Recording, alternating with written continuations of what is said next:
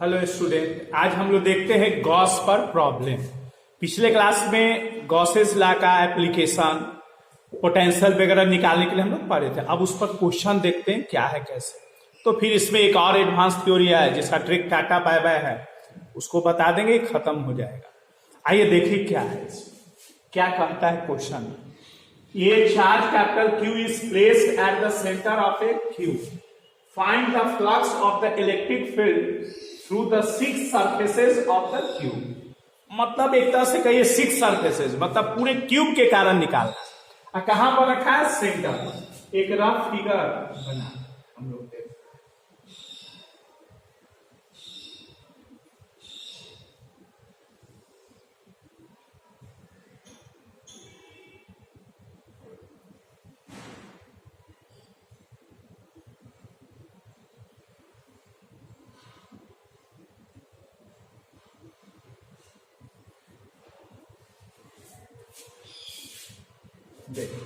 ये 6 सरफेस है, इसके सेंटर पर कहीं पर भी रखा हुआ है हमारा कैपिटल क्यू चार्ज। देखो कैपिटल क्यू चार्ज जो रखा हुआ है सेंटर पे। अब ये बताइए, जब सेंटर पर होगा तो यहां से इलेक्ट्रिक लाइंस ऑफ फोर्स सबको क्या होगा? इक्वली डिस्ट्रीब्यूट करेगा। और आइए हम लोग देखते हैं इसके अंदर कितना चार्ज है क्यू। तो हम इसको क्या करेंगे? गॉस से अप्लाई करते हैं। देखिए तो बाय गॉसेस लॉ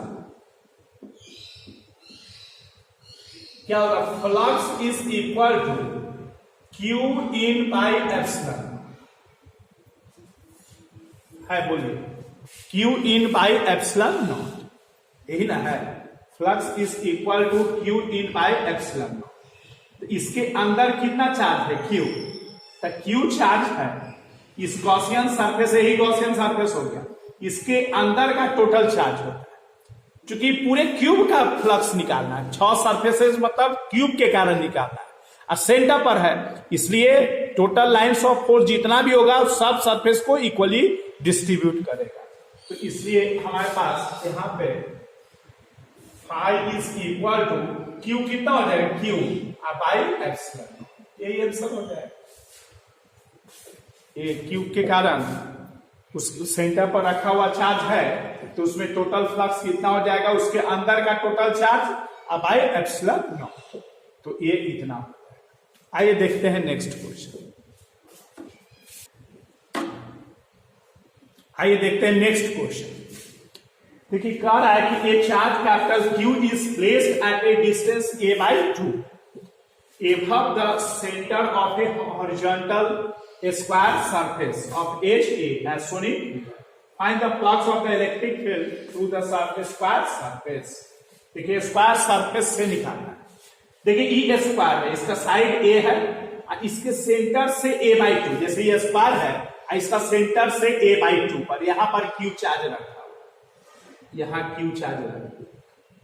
तो कहता है कि एक सरफेस को बताइए क्या होगा, मतलब आपका फ्लक्स एक सरफेस, एक स्क्वायर सरफेस का फ्लक्स क्या होगा। तो फिर हम गॉस लॉ अप्लाई करेंगे, तो इसको हम कवर करते हैं। तो देखिए कवर होकर के क्या है,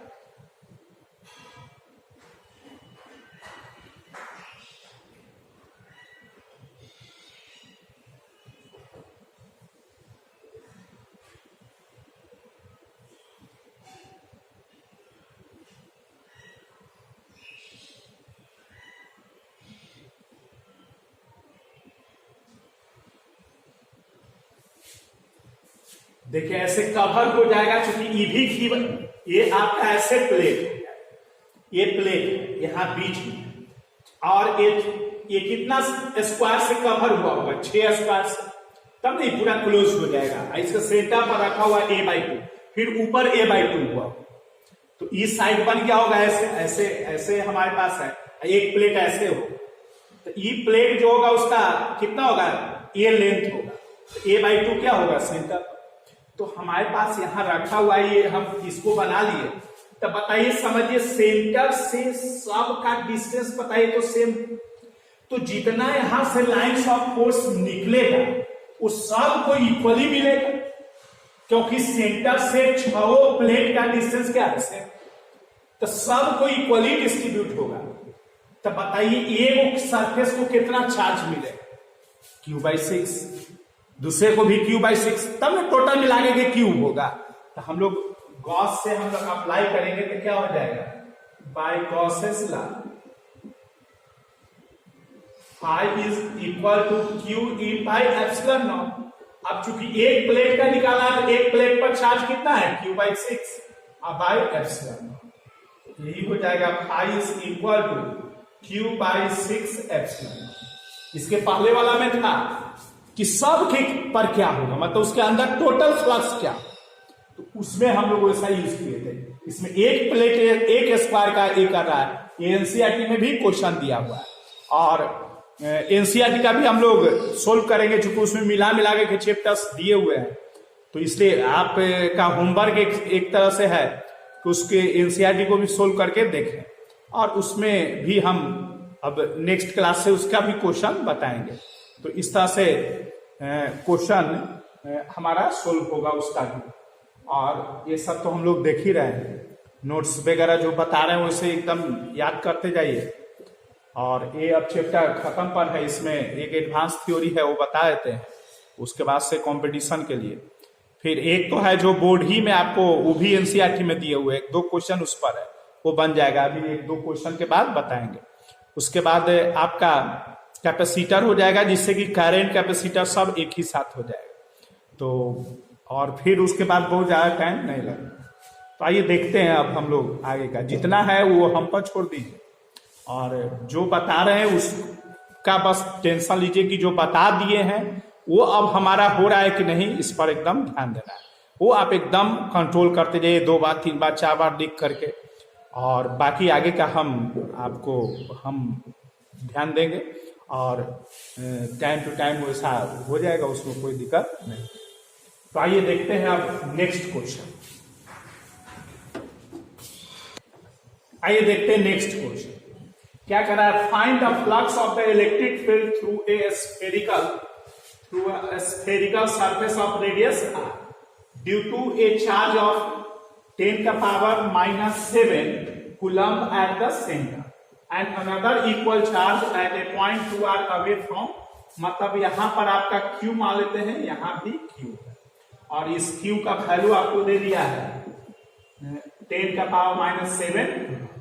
तो इस स्फेरिकल सरफेस का फ्लक्स निकालने के लिए एक यहां चार्ज है, एक यहां चार्ज है, ये आपका रेडियस r, ये स्फेरिकल सरफेस का फ्लक्स निकालने के लिए कह रहा है।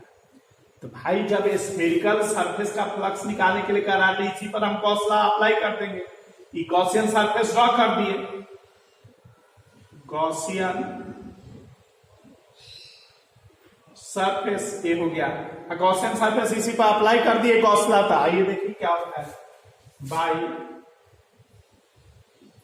गॉसेस लॉ देखिए क्या हो जाएगा, phi is equal to Q in by epsilon, यही ना होता है।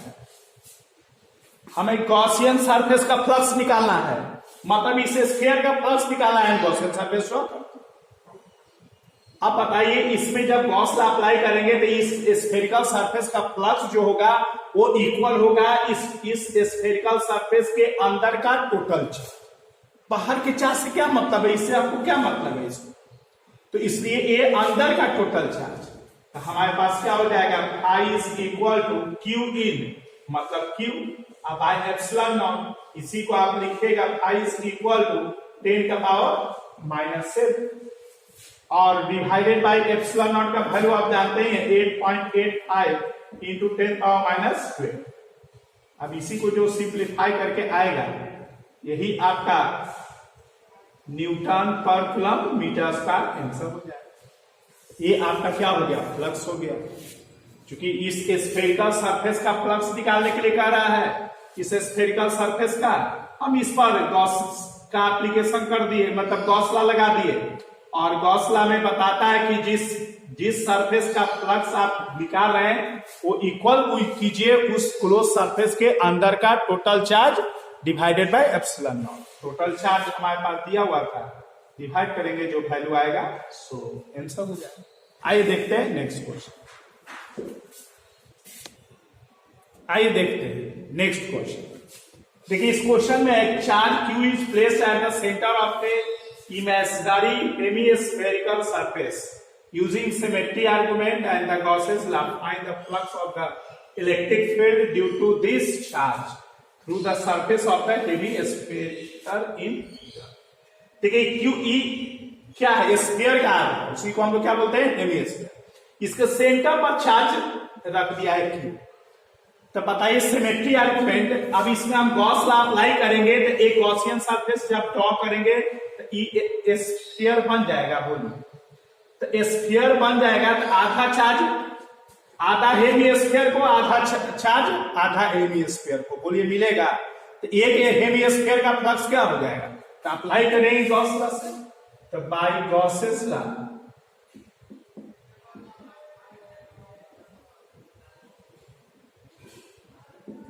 by Gauss's law, phi is equal to Q in by epsilon। एक हेमिस्फीयर का कितना हो जाएगा चार्ज? Q by 2।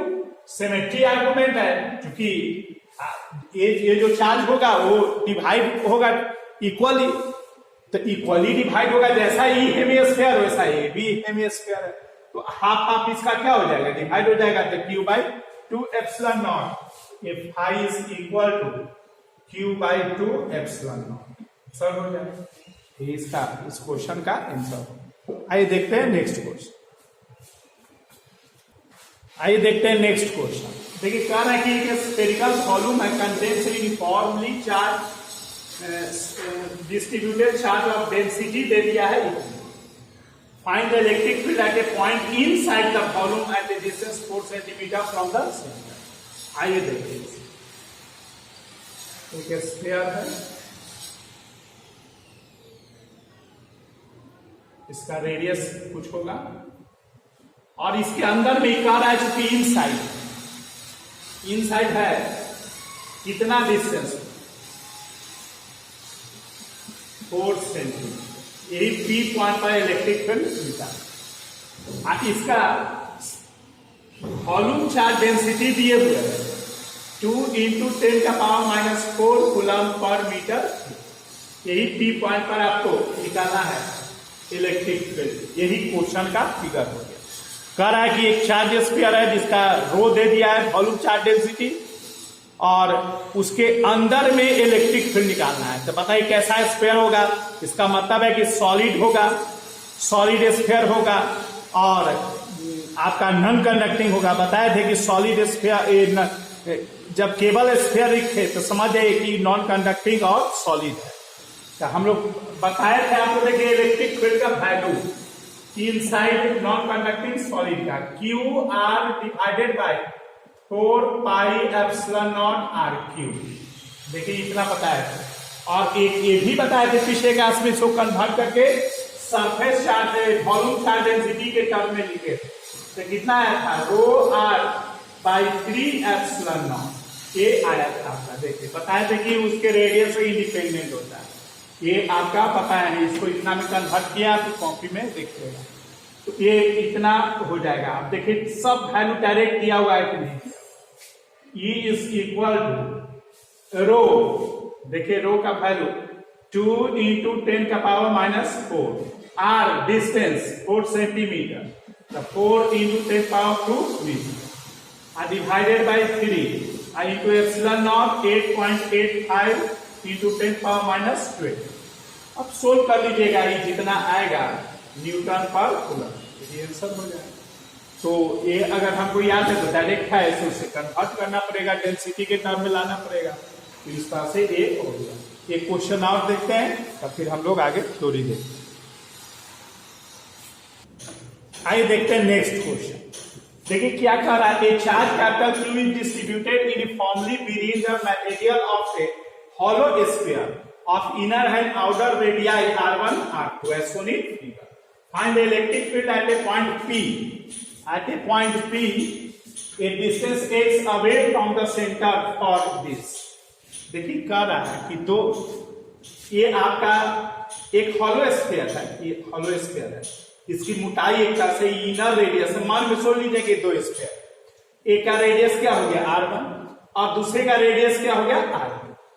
इसके अंदर में मटेरियल है, देखिए ये मास, ये हॉलो है, इधर कुछ नहीं है, यहां कुछ नहीं, ये पूरा ये सब में मास, इसी पर चार्ज कैपिटल क्यू दे दिया गया, इसी पर चार्ज कैपिटल क्यू दे दिया गया।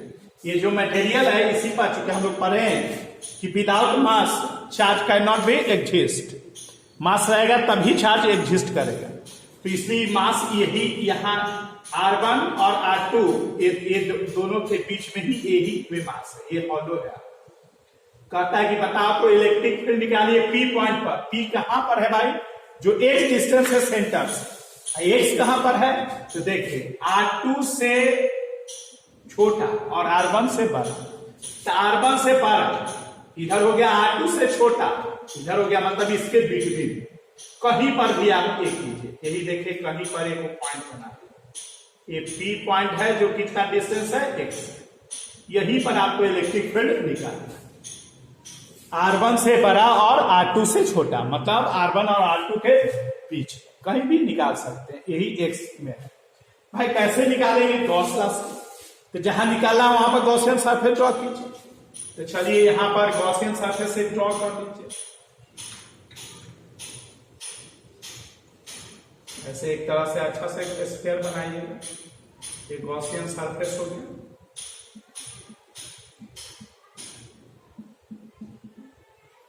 गॉसियन सरफेस हो गया, ये गॉसियन सरफेस हो गया। आप अप्लाई कीजिए गॉस, देखिए थोड़ा सा स्फीयर नहीं बना है, इसको आपको स्फेरिकल बनाना है।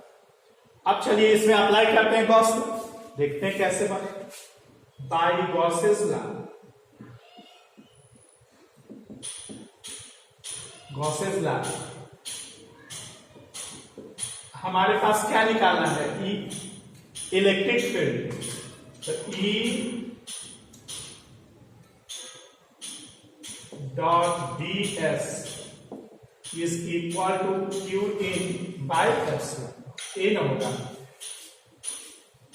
चलिए इसको सिंप्लीफाई कीजिए, E D S cos zero होगा, बोलिए,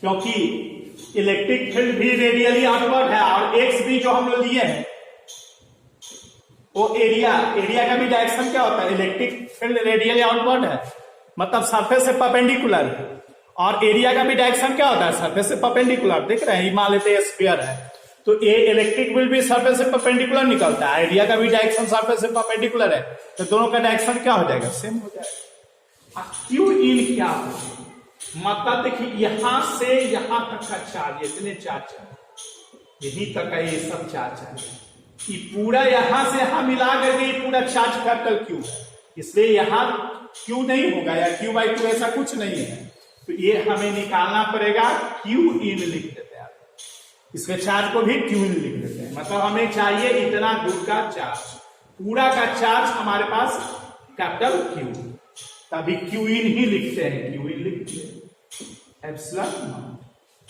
अब देखिए ई को आउट कीजिए और ds is equal to cos 0 degree 1 q in by epsilon naught, ई गॉसियन सरफेस का टोटल एरिया, तो बताइए गॉसियन सरफेस भी क्या है, स्फीयर है, इसका रेडियस कितना है x, तो इसका सरफेस एरिया कितना हो जाएगा 4 पाई r स्क्वायर, मतलब x square is equal to q in by epsilon naught, e is equal to q in by 4 pi epsilon naught x square, ये इक्वेशन 1।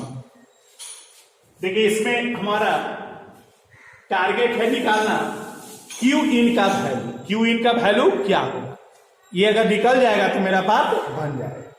तो आइए देखते हैं क्यू इन क्या होगा, कैसे निकालें, तो देखिए चार्ज यूनिफॉर्मली डिस्ट्रीब्यूटेड, आइए यूनिफॉर्मली डिस्ट्रीब्यूटेड चार्ज को हम लोग कैसे लिखते हैं, चार्ज आप पूरे वॉल्यूम में डिस्ट्रीब्यूटेड है तो चार्ज बटा वॉल्यूम का रेशियो क्या होगा, कांस्टेंट। तो आइए देखते हैं, ये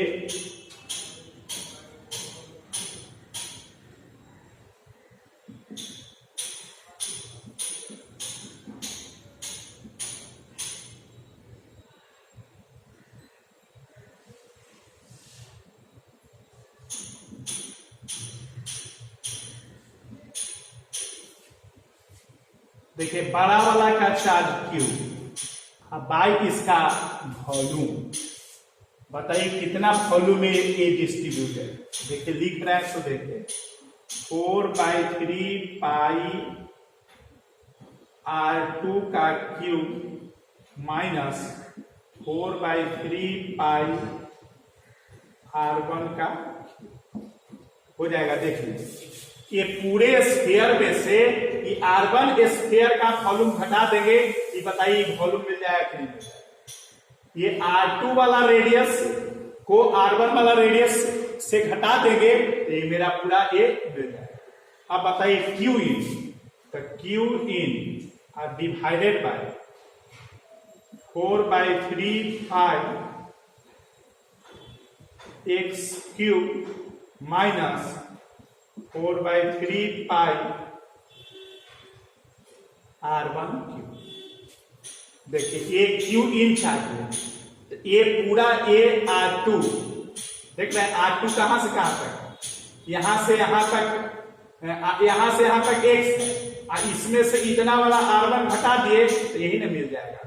तो इससे ये इतना हो गया 4/3 पाई, कॉमन लेके कैंसिल कर, तो Q बाई R2 का क्यूब माइनस R1 का cube is equal to Q in by x cube minus R1 का क्यूब। अब आपके पास आ जाएगा Q इन का value, Q in is equal to Q into x cube minus R1 का cube divided by R2 का cube minus R1 का। देखिए ये हमारे पास Q इन का वैल्यू हो गया, इस वैल्यू को 1 में पुट कर, यही चार्ज देखिए इतना चार्ज इसके अंदर में। फ्रॉम इक्वेशन 1 वी गेट, देखिए क्या हो जाएगा, E is equal to Qx3 minus R1 cube by R2 cube minus R1 cube divided by 4 pi epsilon naught x square. इसी को लिखेंगे E is equal to Qx3 minus R1 cube divided by 4 pi epsilon naught x square R2 cube minus R1। ये देखिए value हो जाएगा, ये आपका answer हो जाएगा इलेक्ट्रिक फील्ड इस पॉइंट। आइए अब हम लोग देखते हैं आगे थ्योरी। आइए देखते हैं अब थ्योरी में एल क्या है, पहले लिखते हैं उसके बाद आप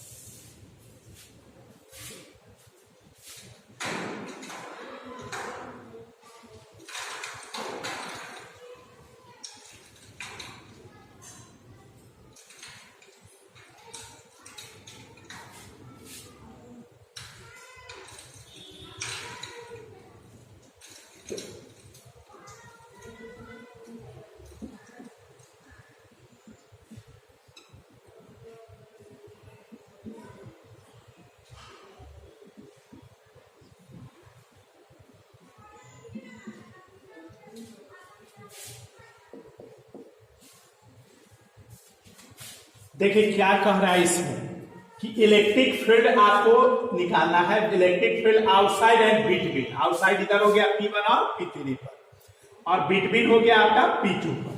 क्या होगा जब दो पैरेलल चार्ज प्लेट, ये दो पैरेलल चार्ज प्लेट है और इसी में आपको इलेक्ट्रिक फील्ड फाइंड आउट करना है P1, P2 और P3 पर। कैसे निकालेंगे उस इलेक्ट्रिक फील्ड को P1, P2 और P3? तो आइए देखते हैं P1 P2 P3 में इलेक्ट्रिक फील्ड क्या है। जब सरफेस चार्ज डेंसिटी देखिए मैग्नीट्यूड में इक्वल है बट साइन इसका क्या है अपोजिट है। तो आइए देखते हैं क्या।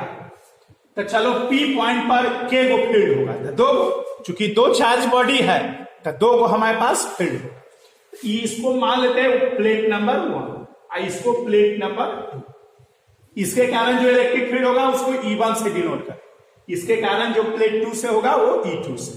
तो बताइए इस प्लेट के कारण इसमें फील्ड का डायरेक्शन किधर। तो देखिए ए पॉजिटिव ए भी पॉजिटिव तो रिपेल करेगा, तो इसलिए फील्ड का डायरेक्शन आपका E1 का इधर। अब आइए इसमें देखते हैं इसको एक, और अब देखिए इसके इस प्लेट के कारण यहां पर फील्ड का डायरेक्शन ई निगेटिव ई पॉजिटिव अट्रैक्ट करेगा, तो अट्रैक्ट करेगा तो इसलिए ये इधर की ओर जाएगा, जिधर फोर्स उधर। तो P1 पर E1 और E2 का डायरेक्शन कैसे हो जाएगा। अब देखिए इसमें E1 और E2 का मैग्नीट्यूड क्या, E1 का मैग्नीट्यूड क्या होगा इसके कारण, तो सिग्मा पाई पढ़े थे दोनों सरफेस पर चार्ज है इसलिए 2 एप्सिलॉन।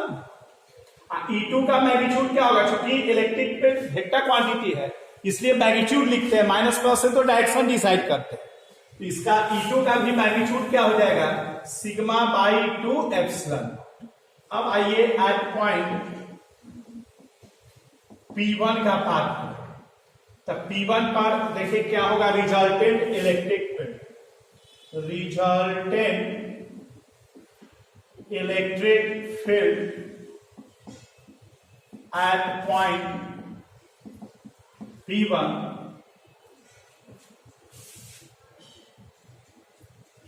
देखिए E इज इक्वल टू, जब दो वेक्टर एक दूसरे से अपोजिट हो तो उसका रिजल्टेंट क्या होगा, तो एक दूसरे में से घट जाएगा। तो हम लोग क्या लिखेंगे E1 माइनस E2, और बताइए E1 माइनस E2 तो sigma by 2 epsilon not minus sigma by 2 epsilon, ये हो जाएगा आपका। इसको P1 लिख दो, तो EP1 इज इक्वल टू क्या हो जाएगा जी, तो इलेक्ट्रिक फील्ड यहां पर क्या हो गया जीरो, मतलब इस पॉइंट पर इलेक्ट्रिक फील्ड जीरो। अब आइए देखते हैं at point P2, at point P2 resultant electric field at point P2 BEP2। अब चलिए EP2 में डायरेक्शन बताइए क्या होगा, तब ना रिजल्टेंट निकालेंगे। तो देखिए E पॉजिटिव ए भी पॉजिटिव रिपेल करेगा, तो E1 का डायरेक्शन इधर होगा, E निगेटिव और ए आपका पॉजिटिव अट्रैक्ट करेगा, E2 का डायरेक्शन ऐसा। इसका मतलब है दोनों का डायरेक्शन क्या है सेम, तो सेम है, तो रिजल्टेंट फील्ड EP2 बराबर हो जाएगा E1 प्लस E2, और E1 प्लस E2 हो जाएगा, E1 E2 का वैल्यू दे दीजिए,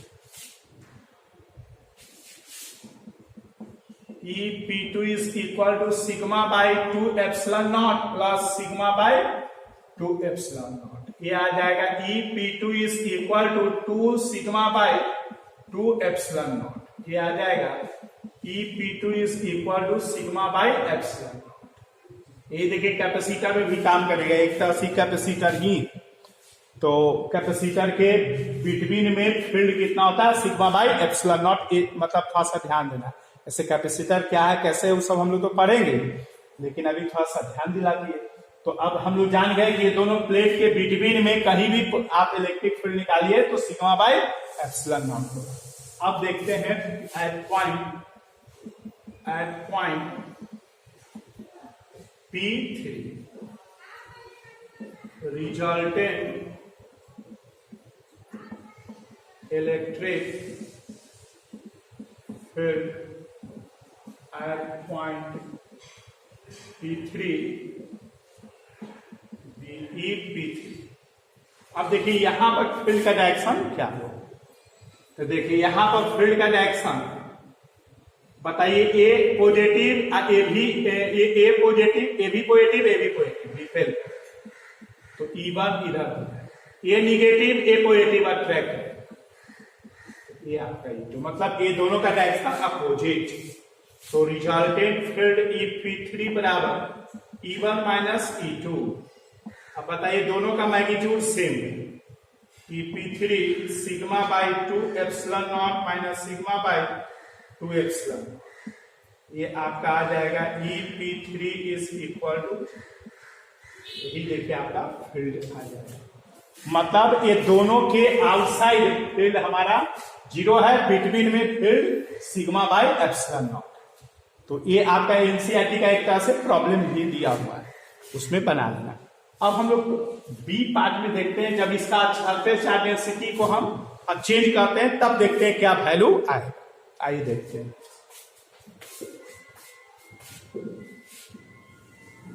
आइए देखते हैं इसमें, देखिए इसमें क्या चेंजिंग किए हैं। देखिए ये दोनों सेम काइंड्स का चार्ज आपका, मतलब दोनों में लाइट चार्ज है, प्लस प्लस, या दोनों माइनस माइनस है, एक ही मैग्नीट्यूड में रिजल्ट आएगा। डायरेक्शन जिसका इसमें लेफ्ट आ रहा है तो उसमें राइट हो जाएगा, और कोई अंतर नहीं आएगा मैग्नीट्यूड में। तो इसलिए दोनों प्लस प्लस लिए, निकालने के लिए आप देख लीजिए, कुछ भी रहे वैसे ही निकाल देना, सीख लीजिए। तो ये दोनों प्लस प्लस है बी पॉइंट में, तो मैग्नीट्यूड E1 और E2 का तो उतना ही आ जाएगा। अब आइए पीछे वाला है, अब हम लोग पहले देख लेते हैं ताकि इसको मिटाए नहीं, क्या चेंजिंग है। अब E1 E2 का तो मैग्नीट्यूड इतना होगा। अब E1 P1 पर देखिए डायरेक्शन दोनों चार्ज के कारण, तो ए पॉजिटिव ए भी पॉजिटिव रिपेल कर E1, और ए पॉजिटिव ए भी पॉजिटिव रिपेल कर, तो देखिए E2, दोनों का डायरेक्शन यहां पर क्या हो गया, सेम हो गया। और जब दोनों माइनस रखेगा तब पर भी डायरेक्शन सेम आएगा, लेकिन इस साइड आ जाएगा, इस साइड आएगा, बस यही अंतर है। जो इधर डायरेक्शन मैग्नीट्यूड सेम आएगा, लेकिन डायरेक्शन केवल जिसमें लेफ्ट है उसमें राइट कर दीजिएगा, और इसमें राइट है तो उसमें लेफ्ट कर दीजिएगा, यही अंतर। और अब देखिए इसका रिजल्टेंट क्या हो जाएगा एट पॉइंट P1 पर, E1 plus E2, E1 plus E2, E1 plus E2। तो बताइए कितना आ जाएगा इसमें, इसमें आ जाएगा sigma by epsilon, sigma by epsilon naught.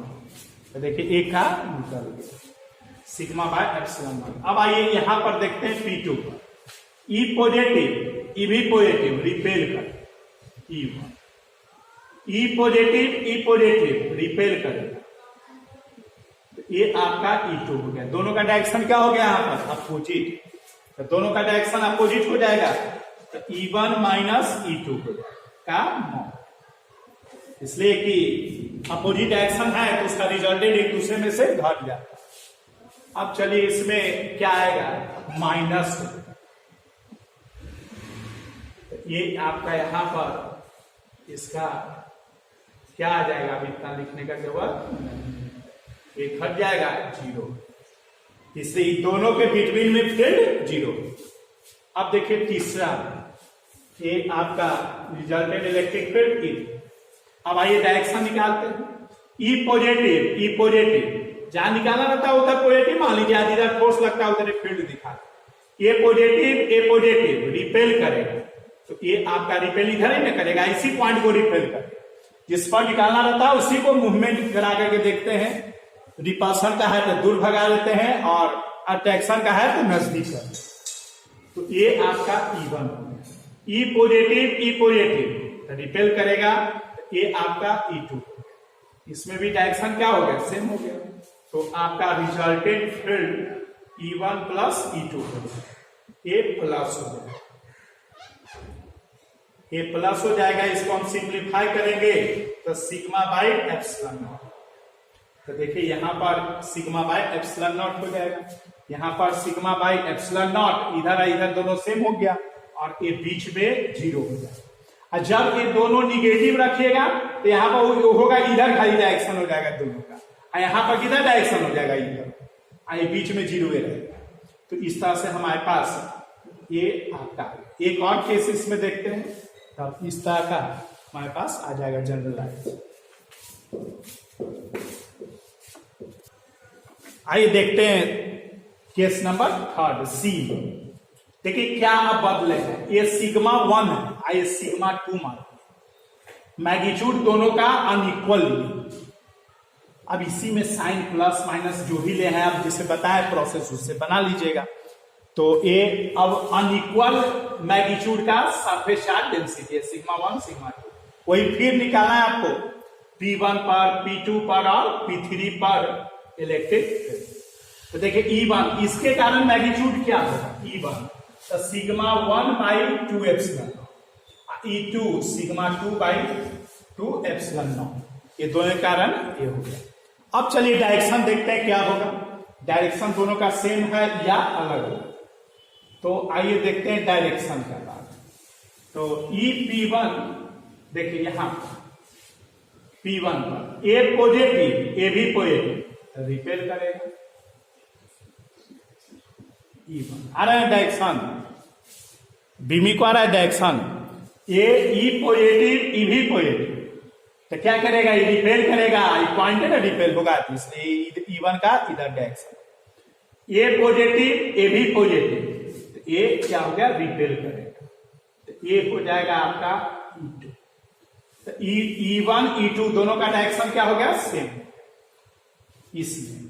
तो यहां पर देखिए E1 प्लस E2 ही होगा, तो सिग्मा 1 प्लस सिग्मा 2, इसका मैग्नीट्यूड लिख देंगे, इसका मैग्नीट्यूड लिख देंगे। अब बताइए 2 हो जाएगा ना, नहीं, ये आपका आ जाएगा 26 कुमार यस बोलता है।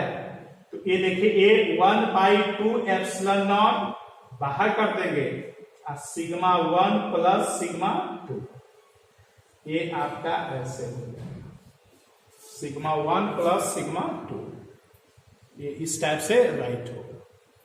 अब नेक्स्ट में आइए देखते हैं इधर P पॉइंट यहां पर P2 पर, तो देखिए ए पॉजिटिव तो रिपेल करे, तो E आपका हो जाएगा E1, फिर ए पॉजिटिव ये भी रिपेल करेगा, तो ये E2 हो जाएगा। देखिए E पॉजिटिव ई भी पॉजिटिव, जहां निकालना है वहां पर ऑटोमेटिक वहां देगा थोड़े, वो आपको अपने मन से पॉजिटिव मान लेना है, और जैसा होगा वैसा रिपेल करेगा, तो दूर दिखा देना है उसी पॉइंट को कि दूर जाने में किधर डायरेक्शन होगा, वही डायरेक्शन फील्ड का हो जाएगा। तो ए पॉजिटिव तो इधर की ओर हो जाएगा, फिर ए पॉजिटिव इधर की ओर हो जाएगा, तो दोनों का डायरेक्शन क्या हो गया अपोजिट, तो इसलिए E1 माइनस E2 हो जाएगा, या E2 माइनस E1 कुछ। अब इसमें सिग्मा 1 सिग्मा 2 जो बड़ा होगा मैग्नीट्यूड में उसमें से छोटा वाला वो घटा देना है, बस ठेठ में यही जाएगा। अब इसमें पता नहीं कि क्या है, तो ये इसमें EP2 में 1 बाई 2 एप्सिलॉन नॉट बाहर कॉमन ले लेंगे, और ये हो जाएगा सिग्मा 1 माइनस सिग्मा 2, और ये आपका इसी का मॉड हो जाएगा। अब कौन बड़ा है ये पता नहीं है, तो इसलिए हम लोग ऐसा कर लेंगे। अब इसमें आइए EP3 मतलब यहां पर का इलेक्ट्रिक फील्ड, यहां पर इलेक्ट्रिक फील्ड, तो देखिए ए पॉजिटिव तो रिपेल करेगा, तो इसलिए ए E1 हो जाएगा, ए पॉजिटिव ए भी पॉजिटिव रिपेल करेगा, तो इधर भी E2 हो जाएगा। तो E1 E2 दोनों का डायरेक्शन क्या हो जाएगा आपका, ए इधर की ओर हो जाएगा, तो E1 E2 का डायरेक्शन इधर हो जाएगा, तो प्लस हो जाएगा, तो सिग्मा 1 सिग्मा 2। अब इसमें सिंप्लीफाई करेंगे तो आपका 1 बाई 2 एप्सिलॉन नॉट कॉमन हो जाएगा, सिग्मा 1 प्लस सिग्मा 2, ये ऐसे हो जाएगा, इस तरह से हमारा ये सब हो गया। तो अब किसी भी टाइप का देगा तो आप इसमें इलेक्ट्रिक फील्ड निकाल दीजिएगा, ये आपका NCERT सब में दिया हुआ है, तो ये इस तरह से आपका बन जाएगा। अब इसमें एक और भी एडवांस थ्योरी है, जिसका ट्रिक टाटा बाय बाय बताएंगे, और कुछ IIT वगैरह सब का क्वेश्चन अगले क्लास में हम लोग करेंगे। और उसके बाद से खत्म हो जाएगा कैपेसिटर में भी, अगले क्लास में शुरू भी हो सकता है, नहीं तो उसके बाद वाला में तो निश्चित रूप से शुरू हो जाएगा। फिर पीछे का और भी प्रॉब्लम बनाते रहेंगे। एनसीईआरटी का भी आप बना करके देखिए और एनसीईआरटी का भी बताएंगे, ये सब हम लोग करेंगे। और आप बस जैसे जैसे है वैसे वैसे आप इसको याद करते जाइए, 2-2 बार 3-3 बार लिखते जाइए, बस इसी टाइप का रहेगा। अब देखो कैसा पैटर्न्स देता है, और पैटर्न क्या देगा, मैटर गॉस के जगह पर गॉस के दादा करने ना बुला देगा। अब गॉस से रहेगा तो ये मैटर वही रहेगा, लिखने का स्टाइल हो सकता है अलग अलग टाइप से रहे। तो अब जैसा आगे का रहेगा, हम लोग पढ़े रहेंगे तो कोई स्टाइल पूछेगा तब मुंह से बोलिए चाहे हाथ से लिखिए, यही ना 2 स्टाइल पूछ सकता है कि और कुछ पैर से लिखने वाला थोड़े ही विकलांग वाला होगा। तो ये इसलिए हम लोग बस पढ़ते जाएंगे, उसको याद करते जाएंगे। तो अगले क्लास में कैपेसिटर भी में भी हो सकता है शुरू हो जाए, और एडवांस वो टाटा बाय बाय इलेक्ट्रिक बताएंगे, जैसे कॉम्पिटिशन में रहता है क्वेश्चन वो सब होगा। इसी में भी दिया हुआ है, वो तो हाथ मतलब पेन पकड़ने का भी जरूरत नहीं पड़ेगा, ऐसे ही बन जाएगा। 24 क्वेश्चन लास्ट नंबर का है, वो बन जाएगा, ऐसे ही देखते बन जाएगा। वो एन तक का हम ट्रिक बता देंगे, ठीक है। तो अगले क्लास में हम लोग ये सब करेंगे, ठीक, थैंक यू।